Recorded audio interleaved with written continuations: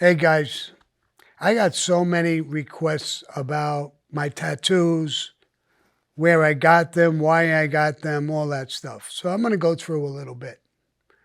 When I was in prison the first time, I had two tattoos. One on my arm, it's an eagle, and one on my other arm, it was a Christ head, and I had a little diamond on my chest.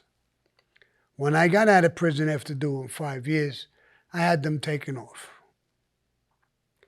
When I got busted again and I went back on a 20-year hit, I had cooperated. You got a label, you're in trouble in prison with that type of label.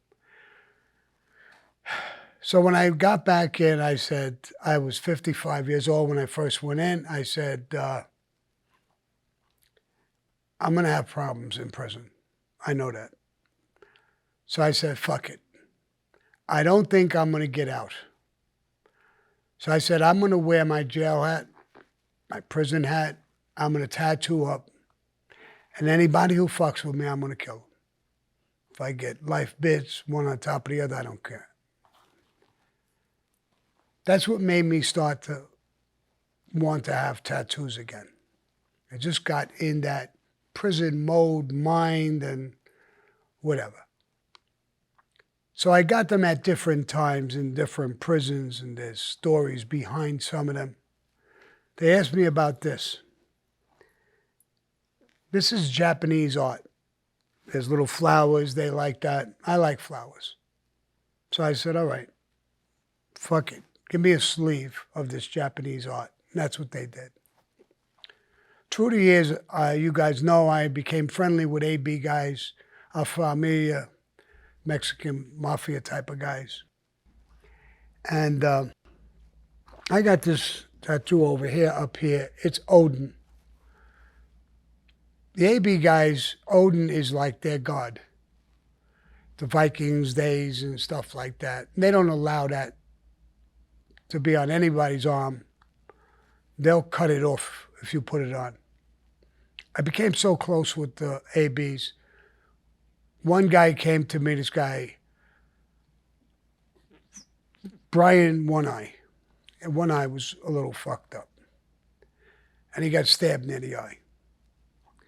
And he said, Sammy, you're not one of us, you're not an AB, but we love the shit out of you. We've been close. I want you to know that the head guys said, it'd be okay, you're getting tattoos if you put Odin on your arm. All the ABs will know we gave you permission to do that, so you will never have a problem, number one. Number two, they'll always have your back because they know how we think of you.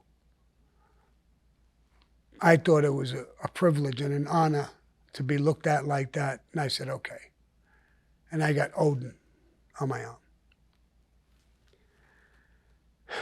At different times, I got different tattoos. Some of them had no real reason. I was just tattooing up and going with that frame of mind. I got a gorilla on my chest over here. I got a lion and a tiger on the other side. And so there was no reason. On my back, I got, it's like a big eagle or a bat flying down over the cemetery, and there's different things, images in the cemetery. It's a lot of weird shit. But that's what I was doing. I really didn't get in too much trouble in prison. A couple of times, a couple of battles here and there. But that's normal, nothing serious. I was in a lot of different prisons, from some of the toughest prisons in the country, the ADX Supermax, I told stories about it, to a wet sec unit, a witness unit. It's soft in there. Most guys cooperated, they're looking to get out, they ain't looking to do shit. So I was in all different kinds of prisons. But I got along with everybody, it seemed like. I'm not racist, I'm not against different things and people. I play cards, I play chess with different people. When I was a little younger, I would play handball or racquetball. And so I really had no problems. I didn't walk around with an air like, hey, I'm a tough guy, I'm Sammy the Bull. So I always just got along good. But they all knew that if it came down to it, I would hurt you. If you came for me or you wanted to play with me in one way or another, I'm going to try and hurt you. But I don't try to push any weight around like who am I am. And I never really had those kinds of problems. So that's really the story of the tattoos. You're not allowed to get tattoos in prison. So we would have to sneak. We'd get in a room, the guy would take out the needle, and in the needle there's no tattoo guns. The needle was a guitar wire. They'd break the guitar wire off of a guitar because there was a music class. And they would have these little battery-operated things that you hook to the wire, and it would go in and out. So they would dip in the ink, and they would just dig it into your arm. They hurt like a bastard, a lot more than regular tattoos hurt. And they were bloody.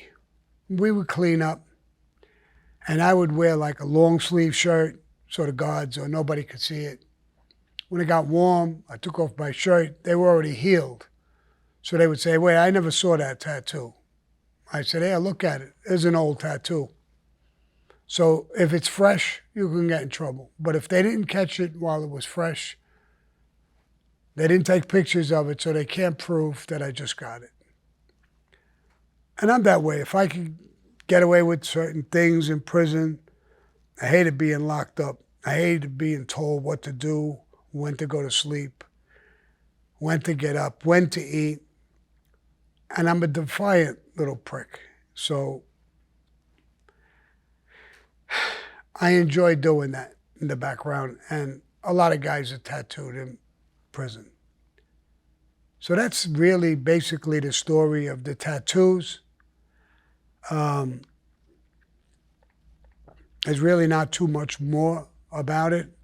You know, I didn't put people's names or things like that, and some girls or anything. They put, you know, all different kinds. I never put those things. Some people put this teardrop on their, under their eye. And they wore that like a badge of honor, like each teardrop is somebody you killed within the prison system.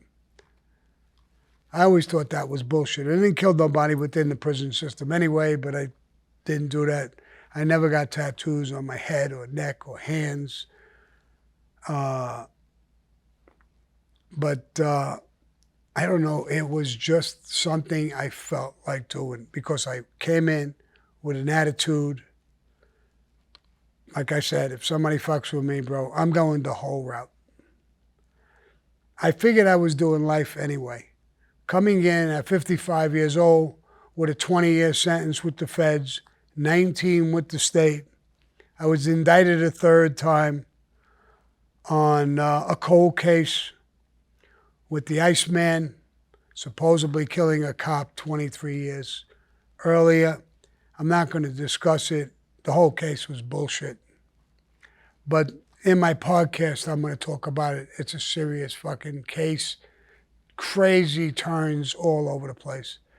But I will talk about that in my podcast. It's going to be in my scripted show for sure. It was an amazing, amazing story. So right now, I'm going to, more or less, I told you, I answered the question about the tattoos. Now,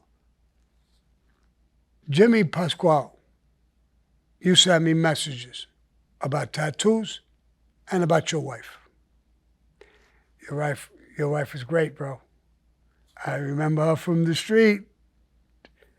So I didn't want to answer in a letter, but I'm going to tell you right now, she's a fucking sweetheart. So go and fuck yourself, because a couple of things you said were nasty. So adios, motherfucker. You, Jimmy especially, and your wife. Goodbye.